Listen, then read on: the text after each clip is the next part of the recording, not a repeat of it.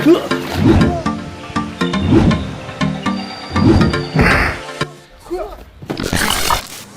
guys, kembali lagi bersama Echo di Echo Cosplay Corner. Nah, untuk menampilkan sebuah battle performance di atas panggung, kita juga harus merancang koreografi yang bagus pula. Apalagi kalau bisa membuat penonton tuh wah gitu ya, terkesima. Di episode kali ini ya, kita bakal bahas tentang koreografi panggung yang sangat keren banget. Kayak gimana sih koreografi itu dan gimana cara belajarnya? Kita kedatangan tamu spesial nih di episode kita kali ini. Siapa orangnya? Nah, dia itu udah sangat berpengalaman nih dalam membuat koreografi panggung yang hasilnya udah pasti keren banget. Yuk kita lihat profilnya berikut ini.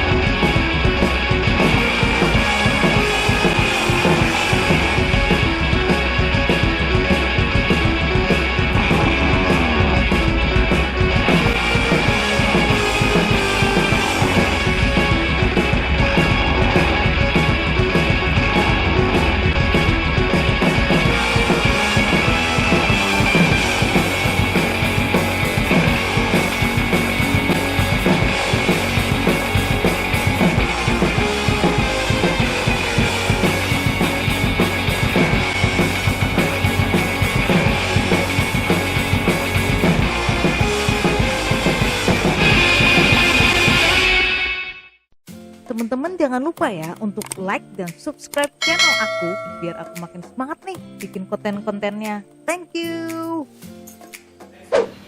Wah, keren banget kan profilnya. Yuk kita langsung sambut aja guys. Kita kali ini Erlan, apa kabar? Wow.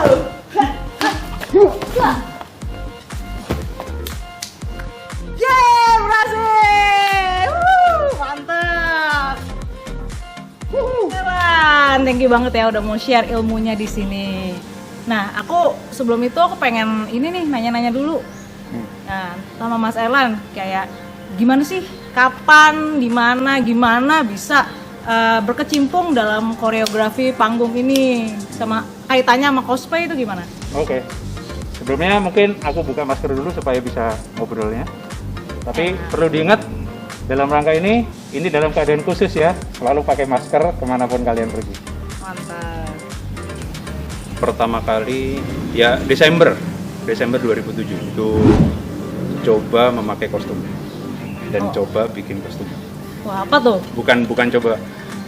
Jadi itu masih baru pakai jaket Fitri, coba bikin kostum hijau dan lain sebagainya. Jadi karena dulu maker di sini kan masih jarang banget ya. Tahun itu ya mungkin Eco juga tahu lah. Tahun itu. Jadi 2008 itu yang benar-benar pakai full kostum itu adalah Gaban. Dari situ udah tertarik dan teman-teman berawal dari bikin komunitas tokusatsu, Komutoku kalau tahu. Jangan lupa di like ya Komutoku. Jadi dari bikin komunitas tokusatsu, terus kemudian teman-teman banyak yang bisa bikin kostum dan lain sebagainya, akhirnya kita mulai masuk nih ke dunia cosplay. Nah, mungkin kalau dihubungkan dengan koreografi yang banyak aku tekunin, itu sebenarnya bukan aku bisa koreografi dulu, baru kemudian cosplay. Terbalik, aku cosplay, baru aku belajar koreografi agar aku mendekati kepada kostum dan peranku. Aku belajar bela diri sampai sekarang ini. Makanya kenapa sekarang cosplay orientasiku adalah ke cosplay performance atau cosplay koreografi. Nah, Mas Erlan, kan koreografi panggung tuh banyak ya. Nah, kira-kira apa ya yang bisa di-sharing buat kita semua gitu? Yang kelihatannya tuh sebenarnya tekniknya tuh simple, cuman kalau di panggung tuh kelihatannya wah gitu. Jadi kalau koreografi di panggung itu sebenarnya kan kita mengambil gerakan-gerakan besar. Itu di panggung ya. Yeah. Berbeda jika dengan di film. Jadi kalau di panggung itu kita ngambil gerakan besar karena supaya terlihat di atas panggungnya. Iya benar. Jadi ada beberapa gerakan, misalkan yang kayak tadi aja yang kita lakukan tadi pertama aja gimana? Oh itu dia, itu aja ya. Jadi itu kan teknik bantingan. Kalau dari teknik bantingan, peran terbesar itu ada pada orang yang dibanting. Oh yang dibanting. Yang dibanting. Jadi bukan pada orang yang membanting. Oke. Jadi teknik lemparan, istilahnya ini, dalam sebuah koreografi itu si superhero akan terlihat gagah jika musuhnya lebih jago daripada superhero. Bingung? Iya itu, maksudnya gimana? Coba dijelasin ya. Bingung. Jadi karena kalau dalam filmnya atau dalam panggungnya pastilah superhero-nya memang lebih jago. Tapi pemeran di baliknya sebaliknya. Oke. Karena seperti ini, contoh nih. Aku jadi superhero. Oke. Itu aku pukul ya. Iya. Nah, kalau umpamanya misalkan atau Eco yang pukul deh. Oke. Nah, Aku coba pukul ke sana. ya. Nah, kalau umpamanya sekarang reaksinya orang pukul cuman begini aja, orang kan cuman wah, apa itu? Pukulannya biasa. Tapi kalau mau coba Eco pukul lagi. Wah. Jadi kan gila. Iya. orang jadi bilang, wah langsung. Padahal kalau mama dulu, ya dua-duanya yang Eco lakukan jadi jagoannya sama mukul. Iya. Tapi kan akibatnya Impact-nya. beda. Jadi sama dengan teknik bantingan. Yang berbahaya adalah yang dibanting. Oke.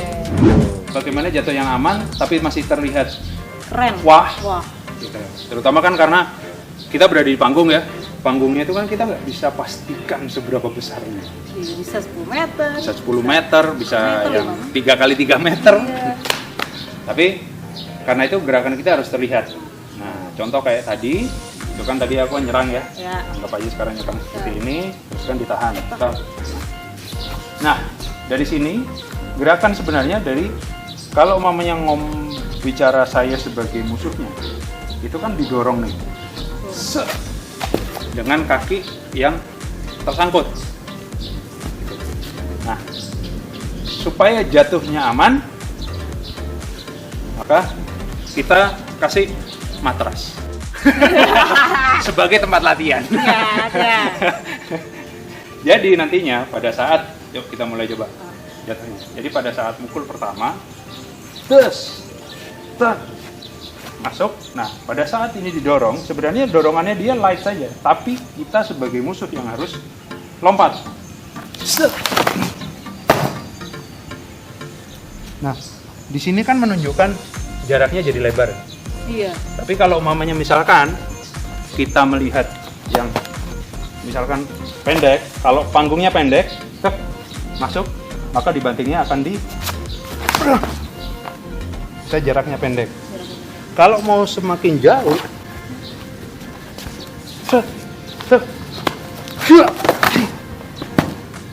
jadi semakin jauh. Kelihatan nggak? Beda dari 3 gerakan tadi, apa dan apa persamaannya? Nah, tadi 3 itu sebenarnya gimana sih perbedaan jelasnya tuh gimana Mas Enan? Nah, kalau perbedaannya tadi kan disebutin ya, kalau kita menggunakan panggung besar, sedang dan kecil kan berbeda. Iya. Jadi pada saat tadi saya jatuh, kalau kita panggung kecil, ya saya cukup dengan jatuh di bawah saja. Langsung Karena gitu ya. langsung jatuh.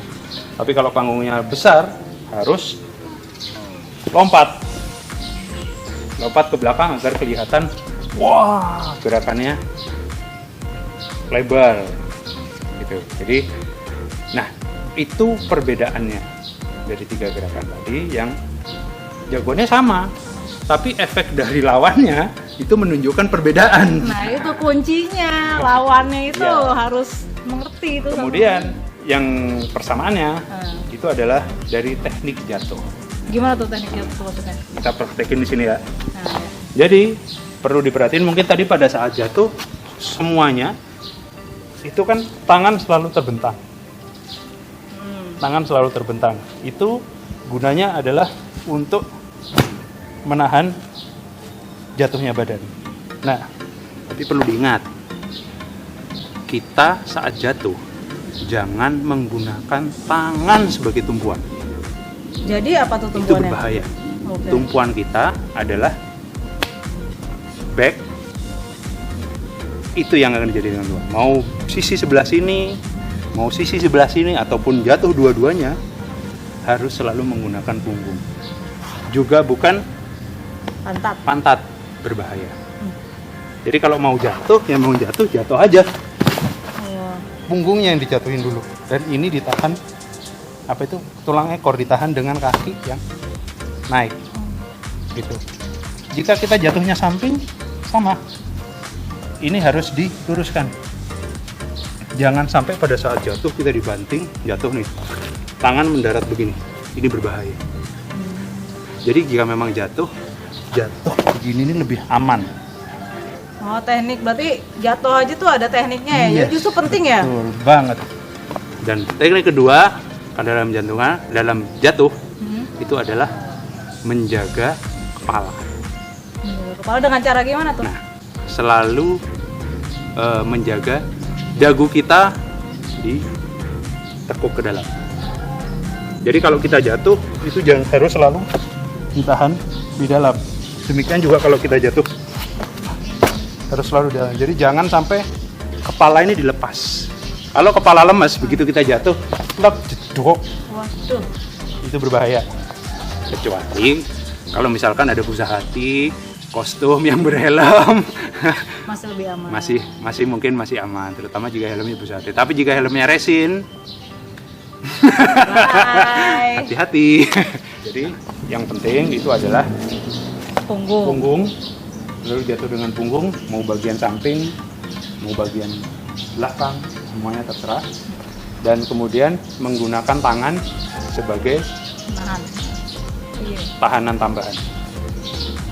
Jadi bukan sebagai tumpuan, tapi sebagai tahanan. Jadi kalau kita tangan dilebarkan begini pada saat kita jatuh, maka otot-otot di sini itu akan Bereaksi. Bereaksi. Iya, menahan malah jadi ya. nahan.